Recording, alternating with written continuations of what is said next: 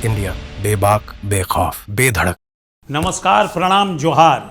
पूरे रात भर, यूं कह लें कि रात में 1:45 के बाद से पाकिस्तान में कोहराम और हिंदुस्तान में जश्न का माहौल है।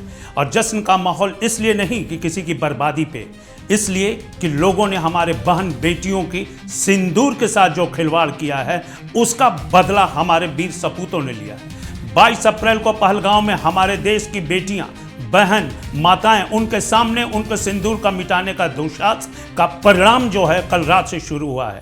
और कौन ले रहा है उसका बदला? उनके भाई, उनके बेटे जो देश के सेना में हैं और अपनी सीमा पर हैं। मध्य रात्रि को जब उन्होंने बदला लेना शुरू किया, उनके साथ 140 करोड़ भारतवासी और दुनिया में जो भरे पड़े हैं भारतवंशी, उनका आशीर्वाद उनके पीठ पर था, उनका मनोबल काफी ऊपर था। पाक के आतंकी 9 रत्न जो आतंकी हैं उनके 9 ग्रह के 9 ठिकानों पर प्रबल प्रहार करके उन्हें भारतीय सेना के वीर सपूतों ने ध्वस्त कर दिया।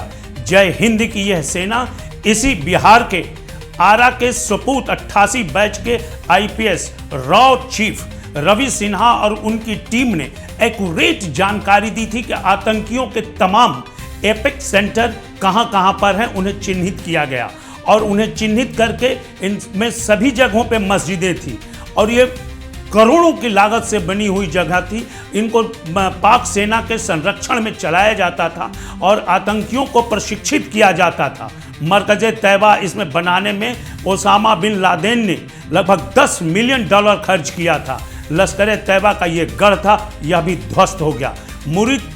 मुरीद के सियालकोट, बहालपुर में भी लगभग 30-25 दर्जनों आतंकी मारे गए।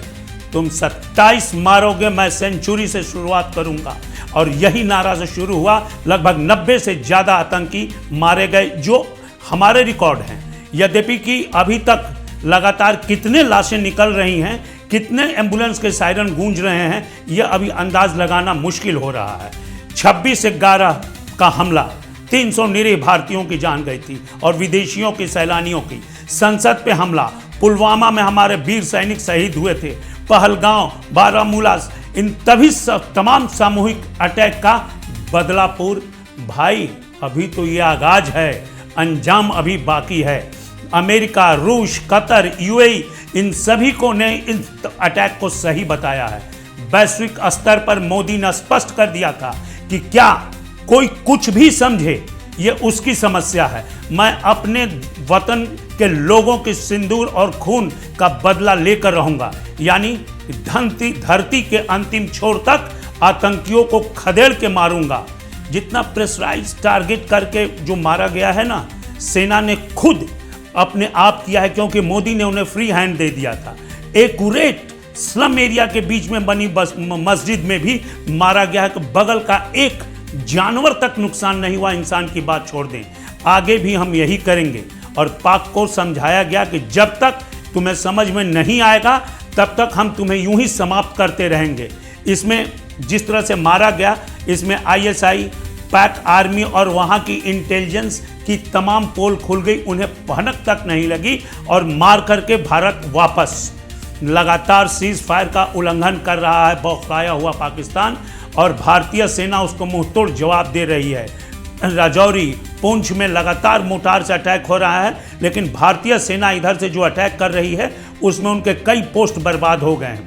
जो खबर आ रही है कि 2-3 सिविलियन भी वहां पर मारे गए हैं, क्योंकि हमारे यहाँ से जो तैयारियां थी उसमें राफेल, हैमर, जगुआर, MiG-20, अभी बहुत सारी चीज़ें हैं।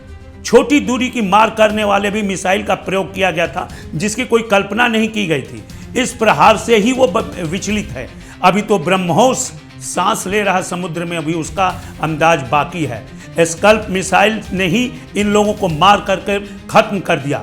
लश्कर, जैश, हिजबुल, इन तमाम मुख्यालयों को नेस्तनाबूद कर दिया। सिंदूर की कीमत पता चला पाक क्या होती है? सिंदूर की कीमत कहा था ना कि मोदी से जाके कह देना। धर्म पूछ के मारे थे ना, अब अपना धर्म बताते चलो और मोदी से बात करते चलो। तुम्हें भारतवासी का, हर भारत का इंसान अपने आप में मोदी है, ये मत भूलना।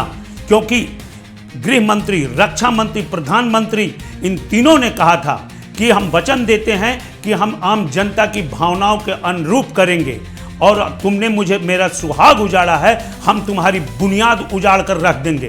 पाक के मंत्रियों के जैसे हमारे यहाँ लोग भौंकते नहीं, जो आज की डेट में मिसाइल गिरने के बाद बंकर में अपनी जगह तलाश रहे हैं। सेना ने भी स्पष्ट कर दिया है कि हमने सिर्फ और सिर्फ आतंकियों के ठिकाने को निशाना बनाया है। अगर कोई नापाक हरकत पाक के तरफ से हुई तो इससे भी बहुत बड़ी कार्रवाई करेंगे। तीनों सेना का संयुक्त प्रेस ब्रीफिंग और कार्रवाई साथ ही हुआ था। देश में आप यूं समझ लें कि मॉक ड्रिल एक तरफ शुरू हो गया है।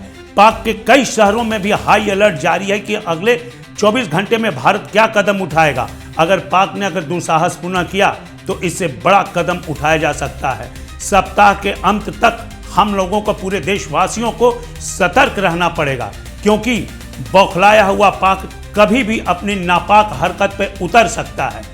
पाक ने पुष्टि की है कि 26 मौतें हुई हैं। जनाब वो क्या कहेगा? ये 126 हुई हैं? कभी नहीं कहेगा। वो अपनी हार स्वीकार नहीं करेगा। पहली बार तो वो मार स्वीकार किया है। अब रात भर जो एम्बुलेंस ढूंढा चलती रही, रात में लगभग 500 बार ट्रायल हुआ, एम्बुलेंस की आवाज़ आ रही थी। लोगों के जो वायरल वीडियो थे उसमें उनकी आवाज़ें आ रही थी और उससे यह पता चलता था कि कितने लोग मारे गए हैं। पाकिस्तान के खिलाफ, पाकिस्तान में रहने वाले लोगों को नफरत है, उनकी सेना के खिलाफ नफरत है। बलूच, खैबर पख्तून, सिंध, ये तमाम अभी तांडव करने के लिए तैयार हैं। पाकिस्तान के अंदर ही पाकिस्तान को अभी मुंहतोड़ जवाब देने वाली कई सेना और कई आर्मी और कई खंड खंड के लोग तैयार हैं। भारत फाइनल खेलने के लिए तैयार है। समय तो लिया, मगर खेला खेल वैसे ही कि एकदम एक बॉल स्ट्राइक किया और मारा स्टेडियम से बाहर। मैंने अपने पहले के एपिसोड में बताया था आपको लगातार कि पाक साफ, ये मेरे एपिसोड का नाम था, जिसकी शुरुआत हो चुकी है। रात भर एम्बुलेंस की सायरन और जेसीबी से बिल्डिंग को हटाकर लाशों को ढोना, ये वायरल वीडियो, ये तबाही का मंजर बताते हैं कि आतंकी सरगना जो है अजहर मसूद और हाफिज सईद जैसे लोग हैं, ये लोग अभी अगर बचे होंगे तो भारत का अगला हमले के लिए आप इंतजार कर लीजिए, वो संभव है। प्रतिज्ञा है देश के तमाम लोगों को कि देश का आतंकियों को कोख में घुस कर मारेंगे। हमारे खिलाफ जो आतंकी चीज हरकतें हो रही हैं, उन तमाम आतंकियों को उसके कोख में घुस कर मारेंगे। यह हमारे पूरे देश का प्रतिज्ञा है। तुम धर्म पूछ कर मारे थे ना, हम धर्म बता करके मारेंगे और हमारा धर्म सिर्फ एक है, जय हिंद और जय हिंद की सेना।